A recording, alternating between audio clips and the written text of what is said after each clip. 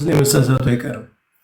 ነገረ ክርስቶስ ላይ የተሳሳተ ሰው በነገረ ማርያም ትምህርቱ ይታወቃል፣ ይገለጣል ማለት ነው። እና በቤተክርስቲያን ታሪክ ያየነው ነገር ይሄ ነው። አሁን ሰሞኑን ምን የሚሉ ዝግብ ነበረ? ድንግል ማርያም አይ ችግር የለም ቦታ አለ። ድንግል ማርያም ወላዲተ አምላክ ትባላለች አትባልም፣ መባል ይገባታል አይገባም የሚል በአምስተኛው ክፍለ ዘመን ያለቀ ጉዳይ እንደገና መከራከሪያ ርዕሱ ነው። ሰሞኑን እያየን ነበረና በመጀመሪያ እኔ ፕሮቴስታንቲዝም ላይ አንድ ትልቅ ነገር ሁልጊዜ ኮንሲስተንትሊ የሚታይ ነገር አለ። የቤተክርስቲያን ታሪክ ኮንሽስነስ፣ ቤተክርስቲያን ሚሞሪ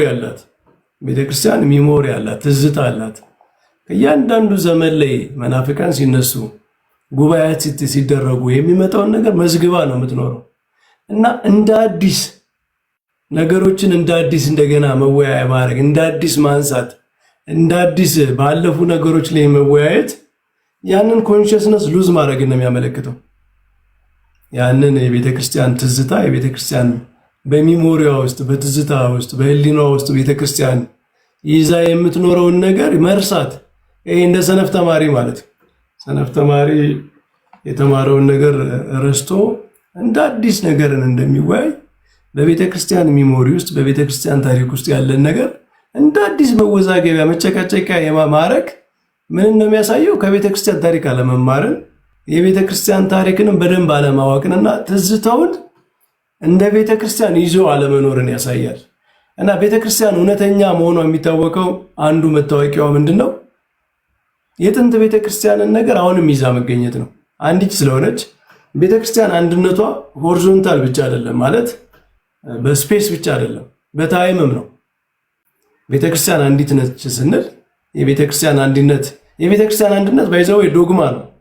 ወነአምን በአቲ ቅድስት ቤተክርስቲያን እንተ ላዕለ ኩሉ ጉባኤ ዘሐዋርያት፣ ሐዋርያት የመሰረቷት ሐዋርያት የሰበሰቧት በአንዲት ቤተክርስቲያን እናምናለን ስንል አንዲት ቤተክርስቲያን የሚለው ዶግማ ነው ማለት። በኒቂያ ጸሎተ ሃይማኖት ውስጥ ሁልጊዜ የምንጸልየው አባቶቻችን ስለ ቤተክርስቲያን ያወጁ ነው። ቤተክርስቲያን አንዲት ነች።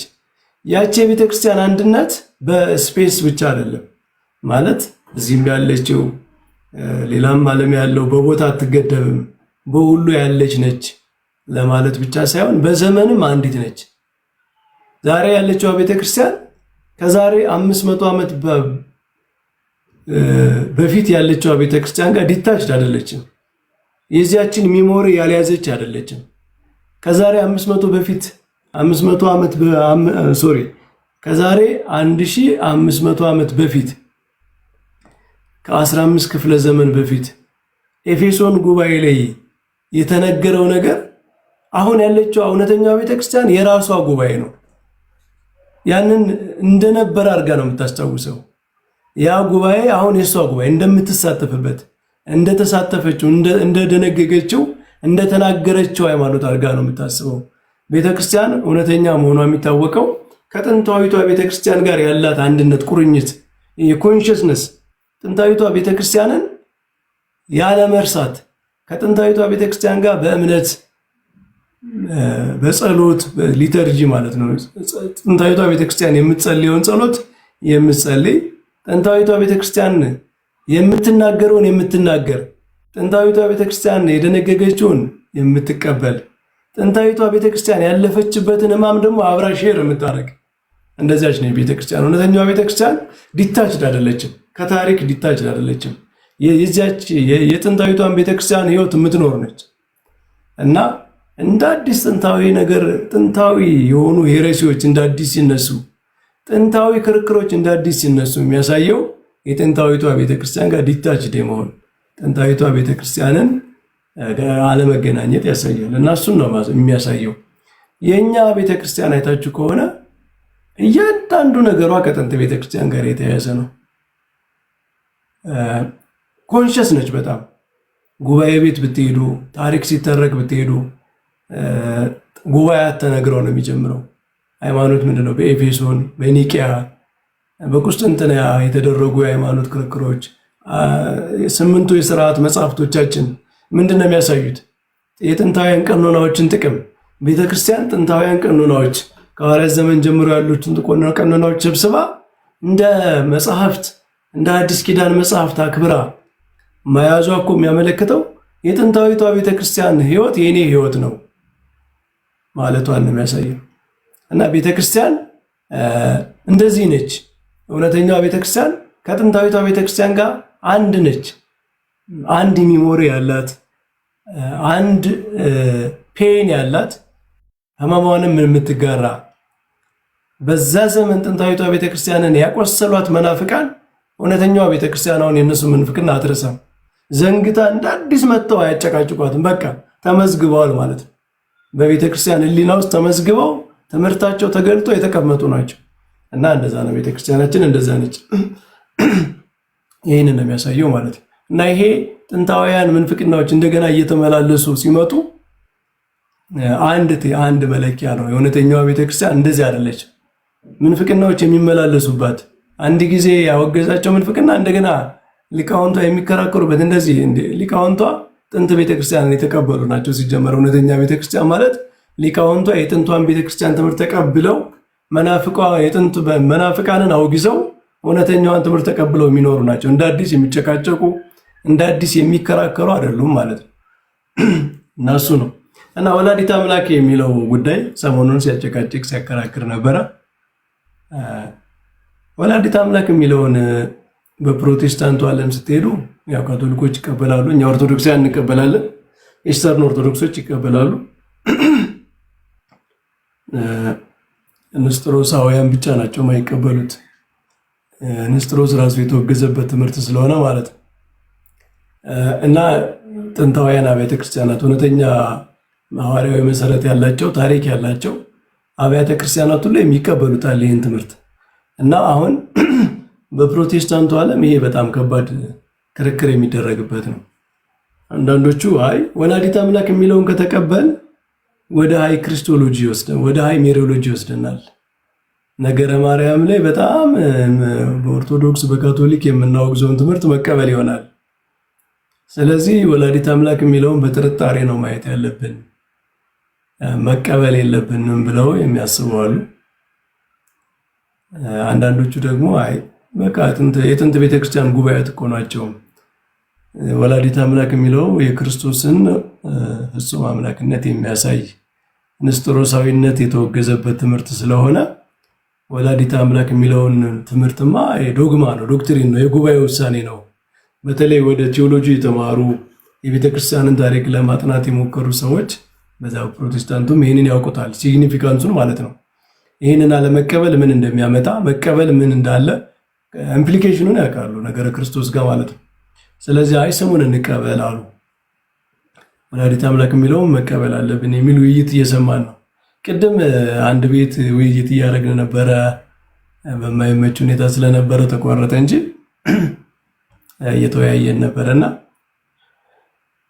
አሁን እዚያ ሆኗል። እኔ በፕሮቴስታንት ቴዎሎጂ ወላዲተ አምላክ የሚለው ቃል ሊይዙትም የሚከብድ ሊጥሉትም የሚከብድ አይነት ነገር ነው። ሊይዙት የሚከብደው ምንድነው?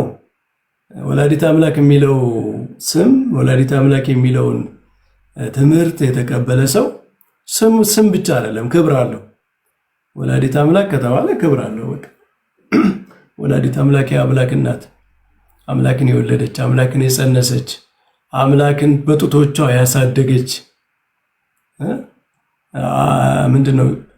ጌታችን ስርዓተ ሰብ የሰውን ስርዓት ሳያጓድል ነው ያደገው እና ለሰው ልጅ የሚነገር ሁሉ ሕፃን ልጅ እናቴ ብሎ እንደሚያለቅስ እሱም እንደዚሁ ሕፃን ልጅ የእናቱን ጡት እንደሚጠባ እሱም እየጠባ እየሄደ በጉልበቱ ሄዶ ከዛ በቆሞ እየሄደ ስርዓተ ትስብእት የሰውነትን ስርዓት ሳያፋልስ ነው ያደገው። ድንግል ማርያምም የእናትነት ስርዓትን ሳታፋልስ ነው ያሳደገችው ማለት ነው። ጡቷን አጥብታ የድንግልና ጡቷን አጥብታ እናት የሚሳደር ልጇን ለማዳን ትሰደዳለች። ድንግል ማርያምም ልጇን ለማዳን ወደ ግብፅ ተሰዳለች። እስከ መስቀል ሞት ድረስ ጌታ በመስቀል ላይ እስከሚውል ድረስ አብራ ተከትላለች። የልጇ በራቁቱን ተሰቅሎ በቀራኒዮ አይታለች። ጌታም በዛ ጭንቅ ሰዓት በዛ ዓለምን ሁሉ በሚያድንበት የመከራን ጫፍ ሁሉ በሚቀበልበት ሰዓት አስታውሷት እናቴ ብሎ ለዮሐንስ አደራ ሰጥቷል። የሚወደውን ሐዋርያና የሚወደውን እናቱን ድንግል ማርያምን አንዳቸውን ለአንዳቸው ሰጥቷል። በመስቀል ላይ ነው እና ይህንን ችላ ሊባላል። ለድንግል ማርያም የተሰጠውን ክብር የአምላክ እናት መሆን ብዙ ነገር አለው በውስጡ። ድንግል ማርያም ይህንን የአምላክ እናት መሆንን ስትቀበል እግዚአብሔር ለዚህ ሲበርታት፣ ነገራችን ላይ የዘላለም የተወሰነ ነው። የአምላክ እናት ለመሆኗ መመረጡ ለዘላለም የተወሰነ ነው። በእግዚአብሔር ቀድሞ እይታ ቀድሞ እውቀት ከዘላለም የተወሰነ እንጂ በድንገት የተወሰነ አይደለም። ለዚያ ነው አሁን በገድላት ምናምን በአባ ጊዮርጊስ ትምህርት ላይ በጣም ሰብትል የሚሆንባቸው ነገር አለ። ወንድሞቻችን እመቤታችን ዓለም ሳይፈጠር ነበረች፣ በአምላክ ሕሊና ነበረች ምናምን ሲባል እንኳን እመቤታችን እኛ እንኳን ነበርን አይደል? በአምላክ ሕሊና እኮ ነበር። ድንግል ማርያምማ የዓለምን የማዳን ፕላን ውስጥ እግዚአብሔር ዓለምን ለማዳን ፕላን ያደረገው እኮ ከዘላለም ነው፣ ኢተርናሊ ነው። የሆነ ሰዓት ብልጭ አለለት አይደለም። እንደ ሰው የሆነ ነገር ሳያስብ ቆይቶ በድንገት ያሰበው ነገር አይደለም። እግዚአብሔር እንዲህ አይደለም። ስለዚህ ድንግል ማርያም በአምላክ ሕሊናማ ታስባ ነበር የምትኖረው። ዓለም ሁሉ ስለ ድንግል ማርያም ተፈጠረ የሚለው እሱ ነው። በቃ በድንግል ማርያም በኩል ዓለምን እንደሚያድነው ስላወቀ ቀድሞ ስላወቀ እንጂ ለጥፋት ቢሆን ዓለምን አይፈጥረውም ነበር ነው። የሚጠፋ ዓለም መፍትሄ የሌለው ዓለም አልፈጠረም እግዚአብሔር። ሰው የሚሆንበትን መንገድ አመቻችቶ ነው የፈጠረን እንጂ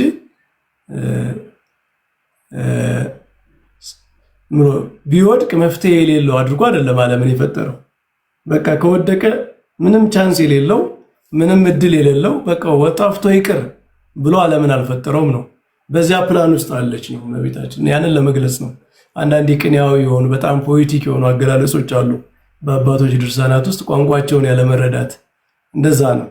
እኛ ገድላትን ባይዘወይ ብዙ አሁን በገድላት ጉዳይ የማንወያይ ምናምን እንደው ገድላትን በጣም ዝቅ አድርገን አይተናቸው እንዳይመስላችሁ። የሊቃውንት ድርሳናት ገድላት፣ የጸሎት መጽሐፍት በጣም ጥልቅ ምጡቅ የሆነ አስተምሮ አላቸው በውስጣቸው። ግን በገድላት ጉዳይ አንደኛ ቤተክርስቲያን ገና የምትሰራው ስራ አለ፣ መጠራት ያለባቸው አንዳንድ ነገሮች አሉ። ሁለተኛ ደግሞ አንዱን ዲፌንድ አድርጎ አንዱን መተው ጥሩ ስላልሆነ እንጂ አንዳንድ ነገር እንደው ዝም ብሎ ባለመረዳት በገድላት ላይ የሚባሉ ብዙ ነገሮች አሉ። በቅዱሳት አባቶች በዋልድ መጽሐፍት ላይ ካለመረዳት የሚረገጡ እንቁዎች አሉ። ምንድነው አንዳንዴ በጣም ከፍ ያለ ነገር ሲሆን ይረገጣል አይደል? ሰዎች የማይረዱት ነገር ጌታ እንቁዎቻችሁን በሪያ ፊት አትጣሉ ብሏል። ምክንያቱም ይረግጡታልና። አባቶች እንደው በጣም ነገር ሃይማኖት የማያውቁ ከነሱ ዝቅ ያለ የነገረ ክርስቶስ የነገረ ሥላሴ እውቀት ያላቸው አድርገው የሚያስቡ ሰዎች አሉ ማለት ነው። እንደዛ አይደለም። እና ምን ለማለት ነው? ነገረ ማርያም ላይ ወላዲተ አምላክ የሚለውን አንድ ሰው ከተቀበለ ወላዲተ አምላክ ከሚለው ጋር የሚመጣ ነገር አለ። ለምሳሌ ምን አለ? ክብር አለ። በቃ ወላዲተ አምላክ የአምላክ እናት ከመባል ጋር የሚመጣ ክብር አለ። ወላዲተ አምላክ ብሎ ማቆም አይቻልም። አይ ወላዲተ አምላክ ነው፣ ስለ ክርስቶስ ብቻ ነው፣ ስለ ድንግል ማርያም አይደለም የሚሉት ሰሞኑን ሰምታችኋል አይደል? ድንግል ማርያም ወላዲተ አምላክ እየተባለች ግን ስለሱ አይደለም። ምን አይነት አነጋገር ነው?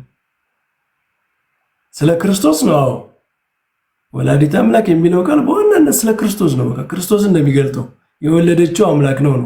ስለ ድንግል ማርያም ግን አይደለም። እንዴት አይሆንም? የእሷ ስም እኮ ነው። ወላዲተ አምላክ ቴዎቶኮስ የሚለው እኮ የእሷ ስም ነው። የእሷ ስም ከሆነ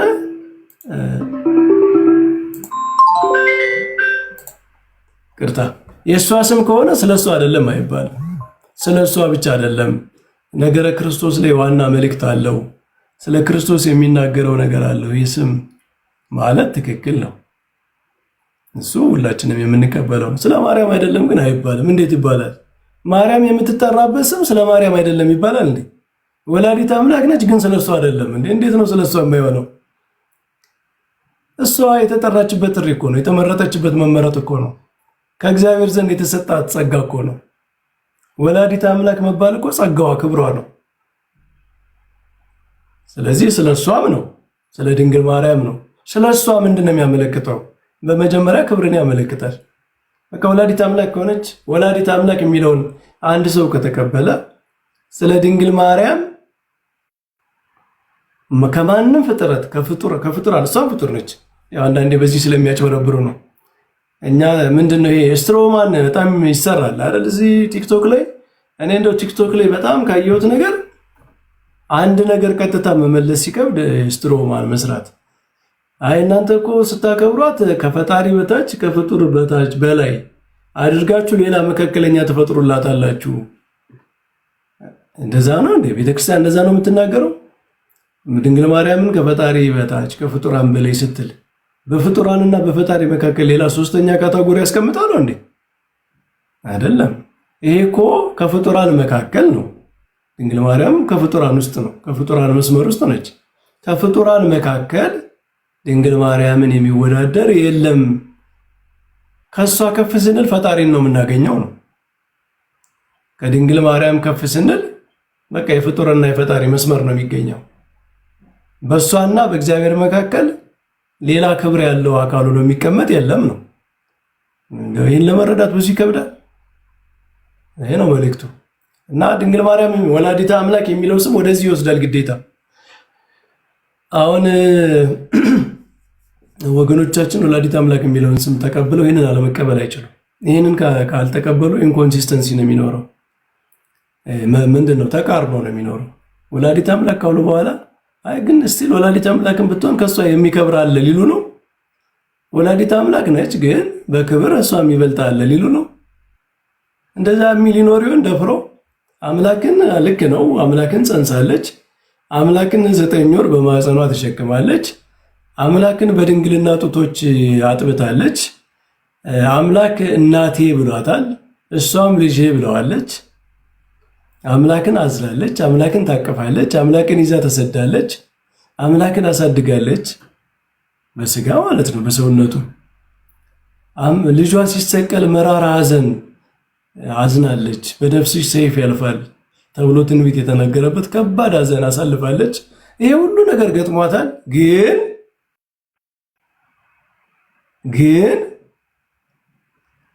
በድንግል ማርያም አይታወቅም። በእሷና በእግዚአብሔር መካከል ሌላ መካከል ላይ የከበረ ሰው ይኖራል ሊባል ነው። ዮሐንስ ይበልጣታል እያለ ነበር ኤፍሬም አለ። እና ዮሐንስን ከፍጡራን በላይ ይበሉታ። እንደዚህ አይነት ዶክትሪን አላቸው። እሱንም ከሆነ ይንገሩን። እሺ ዮሐንስ ነው አንደኛ ዮሐንስ ነው፣ ሁለተኛ ድንግል ማርያም ነች ካሉ ይንገሩን። እሱም ቢሆን ከሆነ ትምህርታቸው ይንገሩን። እንደዛ የሚያምኑ ከሆነ የዮሐንስ ጉዳይ ሌላ ነው። ከሴት ከተወለደ ሁሉ ዮሐንስ መጥምቅን ከሱ የሚደርስ የለም የተባለው ሌላ ስለ ነቢያት ነው ጌታ ሲያወራ የነበረ እዚያ ምዕራፍ ላይ ማለት ነው። እሺ ዮሐንስ ነው ካሉ እሺ ዮሐንስ አንደኛ ነው ብሎ ያምናሉ። ዮሐንስን ከፍጥረታት መካከል ከሰው ልጆች እንደ ዮሐንስ የለም እሱ የከበረ ነው ብሎ ያምናሉ። ከሴት ከተወለደ ነው የሚለው። የሴት የተወለደ የሚለው ክርስቶስን ይጨምራል። አዎ ግን በመንግስተ ሰማያት ከሁሉ የሚያንሰው ይበልጣል የሚለውን ሲተረጉሙ ደግሞ በመንግስተ ሰማያት ከዮሐንስ እንበልጣለን የሚሉም አሉ። እሱን ሲተረጉም ሌላ ችግር አለ። ለማንኛውም ካን ኤክስፕሌን ማድረግ ይችላሉ። ከእመቤታችን ይልቅ ዮሐንስ የከበረ ነው ብለው ለመናገር ምንድን ነው? እንዴት በብሉይ ኪዳን ታሪክ ለምሳሌ እዩ፣ የነገስታትን እናቶች እዩዋቸው። የነ ሰሎሞን እናት እነ ቤርሳቤ። የሰሎሞን እናት እኮ ከሰሎሞን ጎን ወንበር ተደርጎላት ዙፋን ተደርጎላት አብራ በቀኝ የምትቀመጥ ነች። የነገስታት እናቶች ክቡራን ናቸው፣ ንግስት ናቸው። የክርስቶስ እናት ከሰሎሞን እናት ታንሳለች። የሰሎሞን እናት እንደዚህ ከተከበረች ድንግል ማርያም ከሰሎሞን እናት ታንሳለች። ጥንታዊቷ ቤተክርስቲያን እነሱ የሚጠቅሱትን ጥቅስ ስለማታውቅ ነው ድንግል ማርያምን እንደዚህ አይነት ክብር አላት ብላ የምታምነው። እነሱ የሚጠቅሱት የመጽሐፍ ቅዱስ ጥቅስ በጥንታዊቷ ቤተክርስቲያን ስለማይታወቅ ነው። ስለ ዮሐንስ የተነገረውን ጥንታውያን አባቶች ስለማያውቁት ነው። እንደዛ አይደለም። መጽሐፍ ቅዱስ አረዳዳ ተረጓጎም ችግር ነው ማለት ነው። እና ወላዲተ አምላክ ብሎ ክብር አለመስጠት ግን አይቻልም። ወላዲተ አምላክ ብሎ ትልቁን ክብር አለመስጠት አይቻልም። ኮንትራዲክሽን ነው። ስለዚህ ወይ ወላዲተ አምላክ ብለው በቃ ያክብሩ። እመቤታችን ከፍጡራን እንደሷ የከበረ የለም ብለው ያክብሩ። ከዛ በኋላ ስለ ቬኔሬሽን ምናምን ደግሞ ሌላ ክርክር ይሆናል። እንዴት ነው የሚከበረው? ማክበሪያ መንገዱ ምንድን ነው? በመጽሐፍ ቅዱስ የከበሩ ሰዎች መከበራቸው በምንድን ነው የሚገለጠው? ኤክስፕሬሽኑ ምንድን ነው? እግዚአብሔር ያከበራቸውን ሰዎች ክብራቸው የሚገለጠው በምንድን ነው የሚለውን ደግሞ ይታያል። እሱ ግን እናከብራለን። ለድንግል ማርያም ክብር ያለን ክብር እስከዚህ ነው ብለው መናገር አለባቸው። ስሙ ክብር ስለሚይዝ ማለት ነው። ወላዲተ አምላክ የሚለው ስም ጋር ክብር አለ። በቃ አቮይድ ማድረግ የማይቻል ክብር አለ ማለት ነው። ስለዚህ አይ ወላዲተ አምላክ የሚለውን ከነገረ ክርስቶስ አንጻር እንቀበላለን፣ እሷን ግን አናከብርም።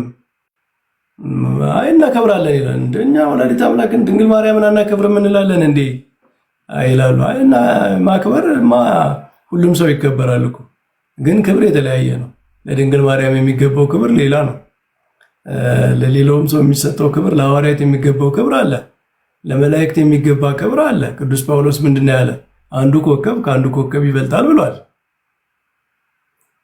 ሁሉም መላእክት እኮ በሰማይ አንድ አይነት ክብር አይደለም ያላቸው። ሁሉም መላእክት ሊቃነ መላእክት 24ቱ ካህናተ ሰማይ በእግዚአብሔር ፊት የሚያጥኑ አሉ። ደግሞ እዛ ወደ ታች አሉ፣ በእርከን አሉ እኮ መላእክት እኮ ሃይራርኪ አላቸው። ፍጡራን ሃይራርኪ፣ የክብር ሃይራርኪ አለ። በዚህ ሃይራርኪ ውስጥ ድንግል ማርያምን የት ቦታ ነው የሚያስቀምጧት? ይሄ ክብር፣ ይሄ ወላዲተ አምላክ የሚለው ስም ግዴታ ያንን ኢምፕላይ ስለሚያደርግ ከዚያ ጋር ስለሚገናኝ ማለት ነው። አይ ወላዲተ አምላክ አንላትም ካሉ ስለ ክብሩ አንጠይቃቸውም፣ ግን ነገረ ክርስቶስ ላይ ደግሞ ችግር ውስጥ ይገባሉ ማለት ነው። ወላዲተ አምላክ አንልም ካሉ ታዲያ ምንድነው የምትሏት ብለን ወደ ሌላ ወደ ነገረ ክርስቶስ ክርክር ውስጥ ያስገባል። ወላዲተ አምላክ እንላታለን ካሉ ግን የክብር ጥያቄ ይነሳል። ምክንያቱም ጥንታዊቷ ቤተክርስቲያን ለድንግል ማርያም ያላት ክብር ዶክትሪናል ነው። ይሄ ዝም ብሎ ዲቮሽናል አይደለም። ድንግል ማርያምን ስለመውደድ እንደው በቃ ድንግል ማርያም በሕልም ተገልጣልኝ እንዲያድርጋልኝ ምናምን ከሚል ብቻ አይደለም። የጥንታዊቷ ቤተክርስቲያን የነገረ ማርያም ክብሯ ለድንግል ማርያም የሚሰጠው ክብር ዶክትሪናል ነው። የአምላክ እናት ከሚለው ነው የሚወጣው። ወላዲተ አምላክ ከሚለው የወጣ ነው ክብሯ። አይታችሁ ከሆነ ቅዱሳን ስዕል ሲሳል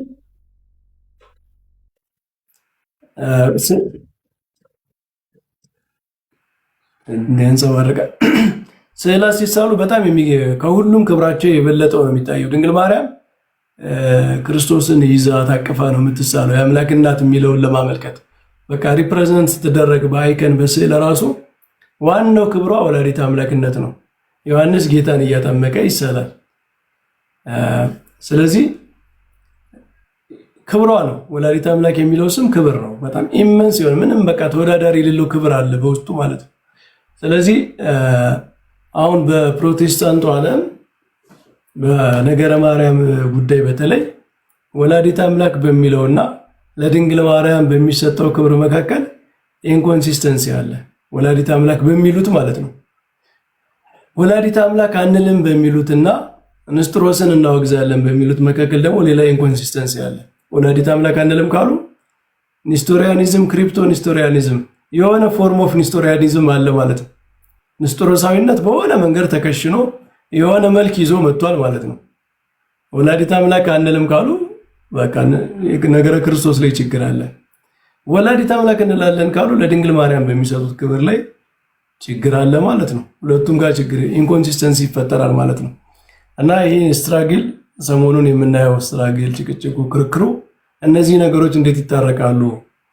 በእነዚህ ነገሮች መካከል የትኛውን እንምረጥ፣ ወደ የትኛው እንሂድ የሚል አይነት ነገር ነው የምናየው። ረዥም ሰዓት ወሰድኩ፣ ይቅርታ። እስኪ እናንተም ጨምሩበት ይህንን ሀሳብ። ቅድመ ነገራችን ላይ ስንወያይ አንድ ወንድማችን እዛ ቤት ድንግል ማርያምን እኛ እንደ ፕሮቴስታንት እንደዚህ አይነት ክብር አንሰጥም አለ። እንደውም መላእክት ይበልጧታል አለ። ሰምታችኋል? መላእክት ከሰው ልጆች ይበልጣሉ። ድንግል ማርያምን እዚያ ውስጥ አስገብቶ መላእክት ራሱ ይበልጧታል በክብር አለ። ወላዲተ አምላክ ብሎ ግን መላእክት ይበልጧታል። እንደዚህ አይነት ከባድ ነገር ነው የገጠመን ማለት ነው። መላእክት እግዚአብሔርን 9 ወር ተሸክመዋል። መላእክት እግዚአብሔር አዝለዋል። እግዚአብሔርን ጡት አጥብተዋል። እንዴት ነው እመቤታችንን መላእክት ይበልጧታል ብሎ አንድ ሰው የሚናገረው? አይምሮ ራሱ እንዴት ነው ይህንን ማሰብና መቀበል የሚችለው? እኔ በጣም ነው የሚገርመኝ ማለት ነው። እና እስኪ ይህንን እንወያይበት። መጋቢ እስኪ ሀሳብ ጨምርበት።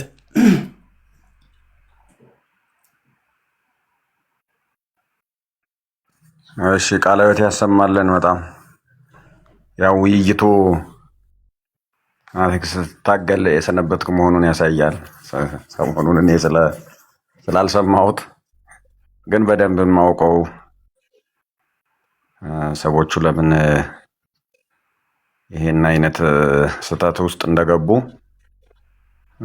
ብዙ ጊዜ ያወራሁበትና የተነጋገርንበት ሀሳብ ስለሆነ በጣም ጥሩ ነው። ይሄንን ነገር አሁን ይሄ ነገረ ማርያምን በተለይም ደግሞ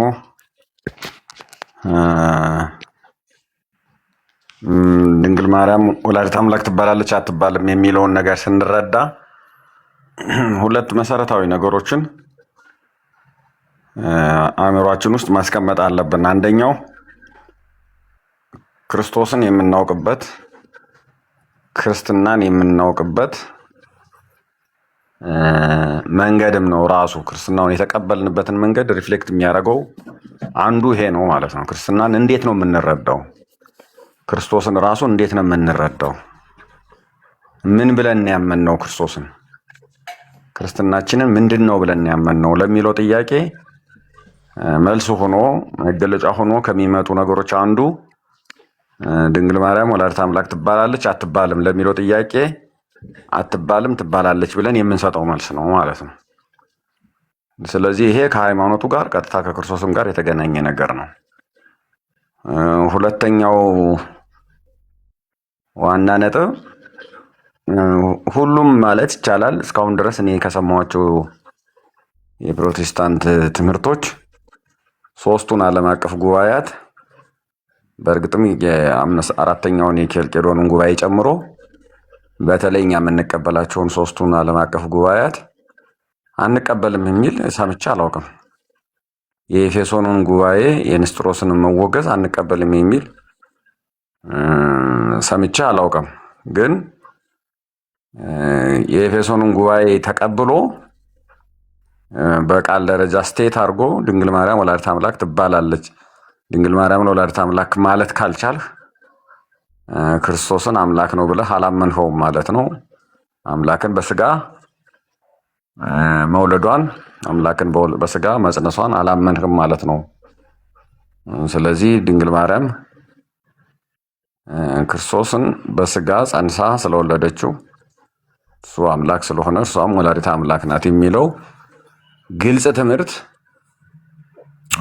ግልጽ ዶግማ፣ ግልጽ የእምነት መግለጫ ተቀምጧል። ይሄንን የኤፌሶንን ትምህርት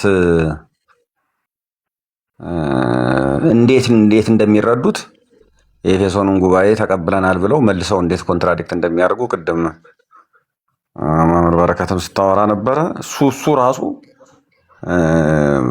እንትን ነው፣ ራሱ ፓዝል ነው፣ የሚገርም ራስን መቃረር ነው። ስለዚህ ወይ አንቀበልም ካሉ ጉባኤውን ራሱን አንቀበልም ብሎ ሀሳቡን አንቀበልም ብሎ መነሳት ነው። ጉባኤውን እንቀበላለን ከተባለ ደግሞ የድንግል ማርያም ወላዲተ አምላክነት መቀበል ነው። እና እነዚህ ሁለቱ ነገሮች ሁሌ በጣም የሚገርሙኝ ነገሮች ናቸው።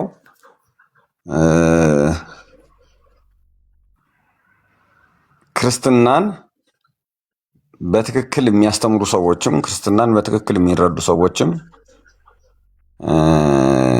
ድንግል ማርያምን ሁልጊዜም ቢሆን ከአምላክ ከሰጣት በክርስትና እምነት በክርስቶስ ሰው መሆን ውስጥ ከተሰጣት ክብር አንዳች ነገር አላጎደሉም። ደግሞ ከተሰጣት በላይም አንዳች ነገር አልጨምሩም። ይሄ ቃል ራሱ አሁን